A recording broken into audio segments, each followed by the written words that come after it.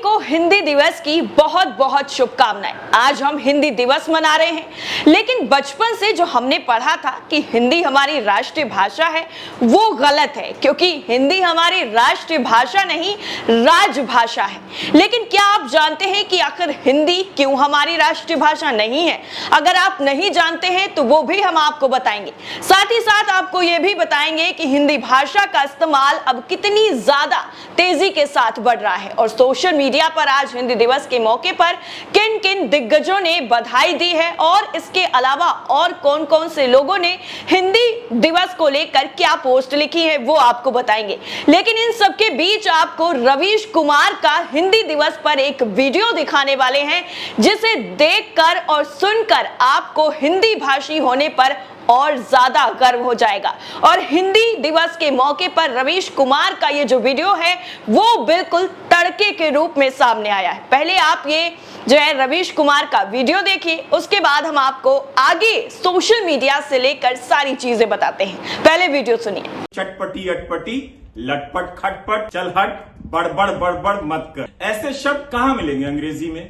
सर्दी आई तो मच गई कपकपी, होने लगी थरथरी, दांत लगे खिटखिटाने, बुखार से उठे तो कदम लगे डगमगाने और देर हुई तो लगे हड़बड़ाने।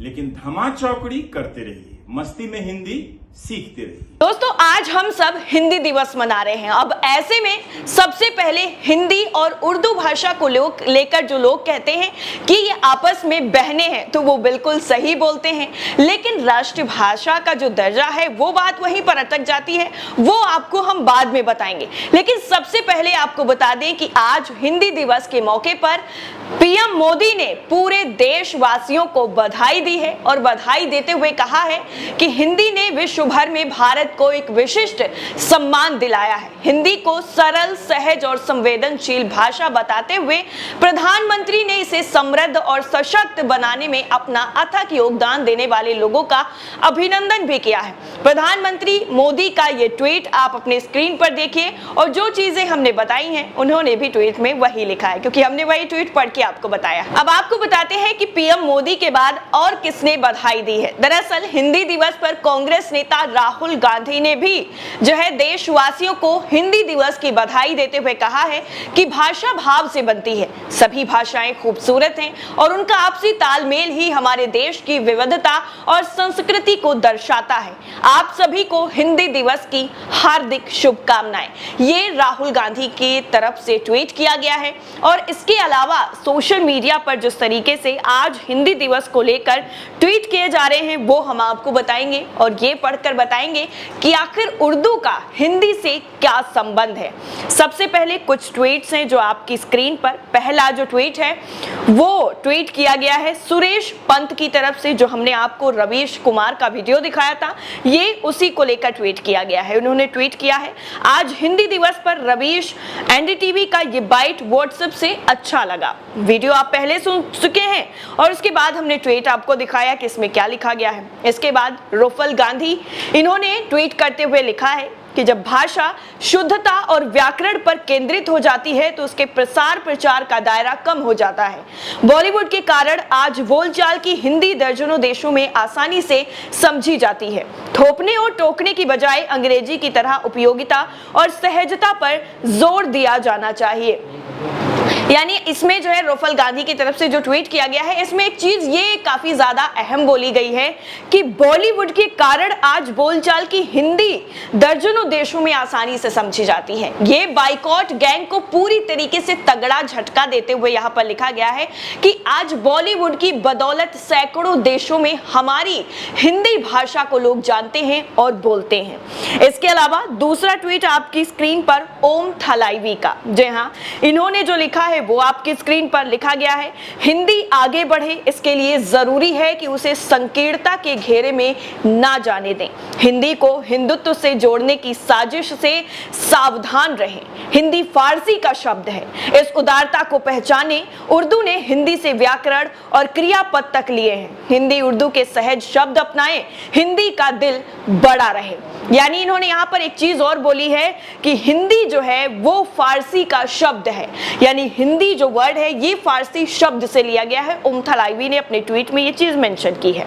इसके अलावा और एक ट्वीट आपकी स्क्रीन पर सौरभ का, इन्होंने लिखा है, हम तो इतने बड़े हिंदी बोलने और सुनने वाले हैं कि हम तब तक हॉलीवुड की कोई फिल्म नहीं देखते हैं जब तक वो हिंदी में ना आ जाए। हम तो कई बार हिंदी ऑडियो वाली फिल्म के सबटाइटल भी हिंदी कर लेते हैं, जिससे जो सुन ना पाए हों वो पढ़कर तो पता कर लेते हैं। ये सौरभ की तरफ से लिखा गया और वाकई ये हर कोई जो है मूवीज देखते वक्त शायद कभी ना कभी जरूर करता होगा। जो सामने चीजें हैं उनसे जरूर आप कनेक्ट कर पाएंगे कि कैसे जो है हिंदी दिवस पर लोग तंज भी कस रहे हैं और बता भी रहे हैं कि हम तो हॉलीवुड की मूवी तब तक नहीं देखते हैं जब तक कि वो हिंदी में नहीं आ जाती। शिवम वाजपेयी हैं, ये लिखते हैं, हिंदी दिवस की शुभकामनाएं देते हुए, गर्व से कहिए, लिखिए और लिखते जाइए, हिंदी हैं हम। हिंदी दिवस की हार्दिक बधाई और शुभकामनाएं।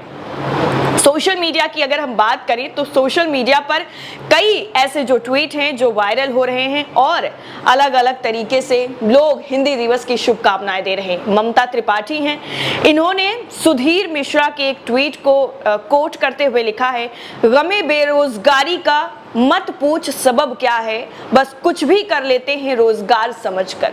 ये तंज कसते हुए लिखा है और जो सुधीर मिश्रा का ट्वीट था उसमें अंग्रेजी वालों को रोजगार, बढ़िया वेतन, हिंदी से दोयम व्यवहार, रोजगार से ना जोड़ने की जो है चीजें हैं वो बताई गई हैं कि रोजगार से ना जोड़ने का काम 70 साल पहले शुरू किया गया, अंग्रेजों की परिपाटी पर ही चलते रहे। आज हम सब में अपनी भाषा बोली को लेकर सामूहिक हीनता है। बच्चों नाती पोतों को हिंदी ना सिखा पाने वाले अब ज्ञान देते हैं। ये उन्होंने अंग्रेजों के ज़माने का जिक्र किया है और उन्होंने कहा कि अंग्रेजों का वो ज़माना था जब अंग्रेजी बोलने वाले को ज़्यादा वेतन दिया जाता था और ज़्यादा सुविधाएं दी जाती थीं। लेकिन ममता त्रिपाठी ने इसी का जवाब देते हुए जो लिखा था ट्वीट, वो हमने आपको पढ़कर बता दिया कि आज हम कुछ भी कर लेते हैं सिर्फ और सिर्फ रोजगार समझकर। मेघा उपाध्याय हैं, ये भी हिंदी दिवस की बधाई देते हुए लिखती हैं कि हिंदी दिवस के दिन हिंदी बोलने वालों से कहते हैं कि हिंदी में बोलना चाहिए। हरिशंकर परसाई, ये हरिशंकर परसाई की कुछ लाइनें हैं जो मेघा उपाध्याय की तरफ से लिखी गई हैं और हिंदी दिवस 14 सितंबर 2022 को टैग किया गया है, इसका हैशटैग इस्तेमाल किया गया है। इसके अलावा आपको बता दें कि सत्य हिंदी की तरफ से भी एक आर्टिकल जो है वो छापा गया है और लिखा गया है कि हिंदी की इस रात की सुबह कब होगी। इन्होंने पूरा एक आर्टिकल लिखा है जिसकी चंद लाइनें हम आपको पढ़ के बताएंगे। लिखा गया है कि भाषा की गुलामी बाकी तमाम गुलामियों में सबसे बड़ी होती है। दुनिया में भी जो देश परतंत्रता से मुक्त हुए हैं उन्होंने सबसे पहला काम अपने सिर से भाषाई गुलामी के गट्ठर को उतार फेंकने का किया है। ये काम रूस में लेनिन ने, तुर्की में कमाल पाशा ने, इंडोनेशिया में सुकेर्नो और एशिया, अफ्रीका और लातीनी अमेरिकी देशों के दर्जनों छोटे बड़े देशों ने किया है। लेकिन भारत में जैसा भाषाई पाखंड जारी है वैसा कहीं और देखने और सुनने को नहीं मिलता है। 20वीं सदी के पूर्वार्ध तक गुलाम रहे देशों में भारत ही एकमात्र देश है जो अपनी आजादी के 7.5 दशक बीत जाने के बाद भी भाषा के स्तर पर किसी भी मौजूदा गुलाम देश से ज्यादा गुलाम है। यानी ये इन्होंने कहा है अपने आर्टिकल में लिखते हुए, जो हमने पढ़ के सुनाया, कि वाकई हमारे देश में आज भाषा को लेकर जिस तरीके से गुलामी आज भी जारी है वो गंभीरता का विषय है। बाकी जो देश पहले गुलाम थे उसके बाद जब उन्हें आजादी मिली तो उन्होंने अपने ऊपर से जो गट्ठर लगा था गुलामी की भाषा का उसको उतार कर फेंक दिया और उसके बाद अपनी जो भाषा थी उसको इस्तेमाल किया। लेकिन भारत में ऐसा नहीं है। आज भी हिंदी को अंग्रेजी से जो है, अंग्रेजी को ज्यादा महत्वता मिलती है हिंदी से और हिंदी बोलने में लोग हिचकिचाते हैं। काफी लंबा आर्टिकल है, जो मेन चीजें थी वो हमने आपको पढ़कर बता दी हैं। इसके अलावा अब आपके जहन में वो सवाल उठ रहा होगा कि आखिर हिंदी भाषा को जो है वो राष्ट्रीय भाषा का दर्जा क्यों नहीं दिया गया। तो उसके बारे में एक छोटी सी जो चीज है वो हम आपको बताते हैं, फिर उसके बाद आपको ये बता देंगे कि कब से जो है राष्ट्रीय भाषा नहीं राजभाषा के तौर पर इसे इस्तेमाल किया जाने लगा। दरअसल बाबा साहब अंबेडकर की अध्यक्षता वाली समिति की वक्त की ये बात है, जब समिति में भाषा संबंधी कानून बनाने का जिम्मा जो है वो नितांत अलग अलग भाषाई पृष्ठभूमियों से आए 2 विद्वानों को जो है दिया गया था और कहा गया था कि आपको जो चीज सही लगती है वो आप करिए और जो भाषा आपको सही लगती है उस भाषा के बारे में हमें बताइए, फिर उसमें सुधार किया जाएगा। इसमें एक थे बम्बई की सरकार के गृह मंत्री रह चुके कन्हैयालाल मणिकालाल मुंशी, जबकि दूसरे थे तमिल भाषी Narasimha Gopal Swami आयंकर। Indian civil service में अफसर होने के अलावा 1937 से 1943 के दरमियान जम्मू कश्मीर के प्रधानमंत्री भी रह चुके थे और इनकी अगुवाई में भारत की राष्ट्रीय भाषा को तय किए जाने के मुद्दे पर हिंदी के पक्ष और विपक्ष में 3 साल तक गहन विवाद चला। आखिरकार में मुंशी आयंकर फॉर्मूला कहे जाने वाले एक समझौते पर मुहर लग गई और 14 सितंबर 1949 को भारतीय संविधान के अनुच्छेद 343 से अनुच्छेद 351 के रूप में जो कानून बना उसमें हिंदी को राष्ट्रीय भाषा नहीं बल्कि राजभाषा का दर्जा दिया गया। तभी से 14 सितंबर को हिंदी दिवस मनाए जाने की शुरुआत हुई थी। अनुच्छेद 343 अपनी शुरुआत में ये साफ तौर पर कहता है कि संघ की राजभाषा हिंदी और लिपि देवनागरी होगी। उसके आगे और बाद के 8 अनुच्छेदों में यह बताया गया था, हालांकि हिंदी भारत की राष्ट्रीय भाषा राजभाषा होगी, सभी आधिकारिक कार्यों का निष्पादन अंग्रेजी में किया जाता है।